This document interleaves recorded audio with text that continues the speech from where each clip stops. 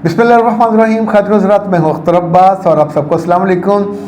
इस संडे को आई would be in रहीम जरखा, वहाँ ख़वातीन का एक बहुत बड़ा प्रोग्राम है और उसमें शिरकत के लिए जाऊँगा। Sunday I would be there. Saturday की शाम को मेरा ख्याल मैं वहाँ रवाना यहाँ से होऊंगा, लाहौर से स्लीपर में सफ़र करूँगा और वहाँ जाके नाश्ता वाश्ते के बाद आराम करेंगे। हमारे दोस्त हैं फ़हीम साहब, वो बहुत ही अच्छे मेज़बान हैं और उनकी अहलिया वहाँ अल-हुदा की सरबराह हैं माशाल्लाह। वो भी बहुत ही नेक दिल और अल्लाह से मोहब्बत करने वाली और इस पैगाम को आगे पहुँचाने वाली खातून है। ओके जनाब, अब आपको एक मैं सुनाता हूँ। अस्सलाम वालेकुम वरहमतुल्लाहि वबरकातुहू। अख्तर साहब, सिर्फ एक बात बता दें कि किसी सरकारी इदारे में इंसान तैनात हो और ऐसी जगह पोस्टिंग हो जहाँ रिश्वत खुद चल कर आ रही हो आपके पास, और अगर आप वो ना लें तो अगला उस चीज़ का फ़ायदा उठा लेगा सरकारी ख़जाने में, तो फिर वो वैसे भी नहीं जा पाएगा। तो उस सूरत में उस पैसे को अपना नसीब या मेहरबानी वॉटेवर समझ के रख लेना अक्लमंदी, होशियारी, दानिशमंदी कहलाएगा, और उस पैसे को ना लेना बेवकूफ़ी कहलाएगा, मौका ज़ाया करना फ्यूचर के हवाले से आपको अंदेशे देगा, स्पेशली आपके अगर बच्चे भी हों तो। कुछ समझ नहीं आती है ये टैलेंट है या लालच है, इस पर आप ज़रूर कुछ बोलें, बड़ी मेहरबानी होगी। इसे कहते हैं तौबा अस्तगफिरुल्लाह। मैं जिन्होंने एफएससी कर रहा था तो मेरे बाबा ने मुझसे कहा कि तुम सिविल सर्विस में चले जाओ। तो कॉलेज में मेरे 2-3 साल हो गए थे, अब जानने लग जाते हैं। तो मैंने कहा बाबा, ये जो सिविल सर्विस है ये ऐसा आदमखोर शेर है कि उसके मुंह में हाथ तो दिया जा सकता है, निकाला नहीं जा सकता। तो जब आपको इल्म हो कि वहाँ रिज़्क़ हराम के वाफर मौके हैं, तो फिर किस हकीम ने कहा कि वहाँ बंदा जाए और जाके सैयद अबुल आला मौदूदी अलैहि रहमत पे अल्लाह रहमत करे, कमाल शानदार आदमी थे। उन्होंने एक लिखा कि हराम खाने के बारे में लोग सवाल करते थे, तो उन्होंने कहा अगर आपकी जान पे बनी हो और आप मर जाने वाले हों तो ऐसे में आप किसी मुर्दार जानवर के जिस्म का कुछ हिस्सा काट के पका के खा लेते हैं, लेकिन उसकी डिशें बना के खाएं ये जायज़ नहीं है।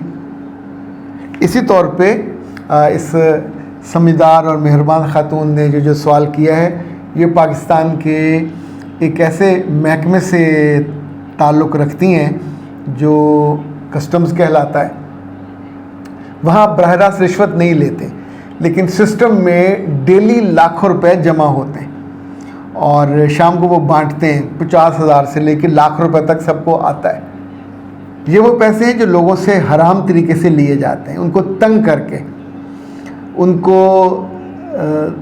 गिरफ्तारी का ड्रावा दे के, उनकी सामान को ज़ब्त करने का ड्रावा दे के, उनकी जान पे बनी होती है अपने दोस्तों और अजीज़ों के लिए। मेरे एक जानने वाले साहब थे, निस्बत रोड पे वो रहते थे। उनके घर में उनका जो ड्राइंग रूम था वो ऐसे हराम के तोहफ़ों से भरा हुआ था। उनके एक बहनोई थे जो वहाँ थे, इस तरह का माल लाते थे और घर उनको भरते थे। इसी तौर पे मेरे छोटे भाई के 2 दोस्त, 2 सगे भाई, ये दोनों इसमें थे। उनमें से एक रिश्वत नहीं लेता था, दूसरा बहुत लेता था, और फिर जो पहला नहीं लेता था उसने भी लेनी शुरू की। मुझे याद है हम उनके घर गए, जौहर टाउन में उनका घर था, और उसने कहा कि जब से मैंने ये लेने शुरू किए हैं, ये मैंने अपने कानों से सुना, यानी मेरे वो छोटे भाई का चूँकि दोस्त था, क्लास फेलो था, 132 सिक्सार जहाँ हमने बचपन गुजारा पढ़ा वहाँ का वो क्लास फेलो था। उसके वालिद नंबरदार थे, लेकिन किस्मत उनको यहाँ ले आई। उसने कहा मेरी बच्ची का मुंह जल गया है आधा, वो चूल्हे पे गिर गई। मेरी वाइफ मुस्तकिल बीमार है, मैं मुस्तकिल बीमार हूँ। जितने पैसे आते हैं हराम के, पहले थोड़े आते थे, मेरे पास वेस्पा स्कूटर था, अब ज़्यादा आते हैं, सब निकल जाते हैं और हमको समझ नहीं आता। कभी हम कहते हैं कि इसने जादू कराया, कभी कहते हैं ये हुआ, समझ नहीं आती हमारे साथ हो क्या रहा। तो मैंने उनसे कहा कि आप एक दफ़ा इस रिश्वत को, इस हराम के पैसे को, ये बहुत अच्छा लगता है, इजी होता है ना, लाखों में आ रहा होता है, ना करके देखें। پھر بہت سالوں بعد میں نے دیکھا تو خوبصورت لڑکا تھا، لمبی داڑھی اس نے رکھی ہوئی تھی، اور اب وہ دوبارہ اپنے اس پہلی والے پہ انہوں نے اپنے بچی کا علاج بھی کرایا الحمدللہ۔ وہ جو ایک برس جیسا داغ جلنے کا بن جاتا وہ بھی دور ہوا، بیوی بھی اس کی ٹھیک ہوئی۔ سو میرے بچے پہلی بات تو یہ یاد رکھیں کہ جتنے شراب پینے والے یا حرام کھانے والے ہوتے ہیں یہ سب سے زیادہ ان لوگوں کو ٹیز کرتے ہیں۔ زانی بھی یہی کرتے ہیں، شرابی بھی یہی کرتے ہیں، راشی بھی یہی کرتے ہیں کہ جو ٹیز کرنے کا ان کا کامن پوائنٹ ہوتا ہے تم لوگ جاہل ہو، تم بے عقل ہو، یہ تو تم نے تھوڑی لی ہے، یہ تو سسٹم دے رہا ہے، تو سسٹم دے رہا ہے تو لو، ورنہ یہ کون سا گورنمنٹ کے کھاتے میں جانی۔ کچھ لوگوں کو میں نے یہ بھی کہتے سنا کہ گورنمنٹ ہمارا حق دباتی ہے، گورنمنٹ ہمیں گدھوں کی طرح استعمال کرتی ہے، گورنمنٹ ہم سے بہت کام لیتی ہے۔ کیا ویسے بائی دا وے کام کیا کرتے ہیں؟ 8 گھنٹے کا کام ہوتا ہے، وہ بھی 2-4 گھنٹے کام وہ مشکل یہ لوگ کرتے ہیں، باقی تو ویلے بیٹھے گپے مارتے ہیں۔ اس رزق کو بھی حرام کرتے ہیں جو جنون ان کو حلال کرنا چاہیے۔ تو میرے بچے اس طرح کے جاہلوں کی باتوں پر مطلق دھیان نہ دیجیے گا، کبھی اس طرح کی باتوں پہ نہ مانیے گا۔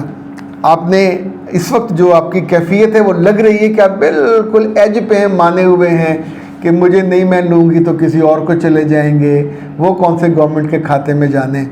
تو ایسے میں کچھ لوگوں کو میں نے بینکوں کے ساتھ ڈیل کرتے دیکھا، سود حرام ہے تو وہ اپنے اکاؤنٹ وہاں رکھتے ہیں مجبوراً، اور ان کو کہہ دیتے ہیں کہ سود مجھ کے ہو، میرے اکاؤنٹ میں نہ ڈالیے گا، تو بینک کو کوئی تکلیف نہیں، بینک نہیں دیتا۔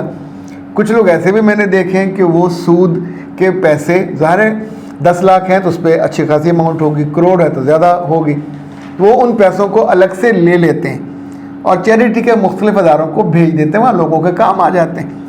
اپنے گھر میں وہ اس کا ایک لقمہ نہیں آنے دیتے۔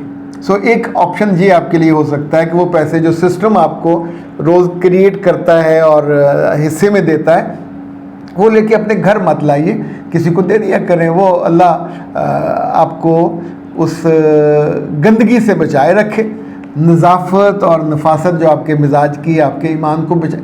میرے بچے اگر آپ نے یہ کر لیا شروع میں بہت اچھا لگے گا، لیکن یقین مانیے یہ دنیا مکافات عمل ہے۔ آپ کے بچے، آپ کا خاندان، آپ کی خوشی زندگی سے خیر رخصت ہو جائے گی، اور ممکن ہے وہ لوگ آپ کو کہیں آپ عقل مند ہو گئے ہو، پر جو عقل ہوتی ہے وہ آپ کو بڑے گڑھے میں گرنے سے بچاتی ہے، نہ یہ کہ انگلی پکڑ کے جا کے اس میں چھلانگ لگانے پہ مجبور کرے۔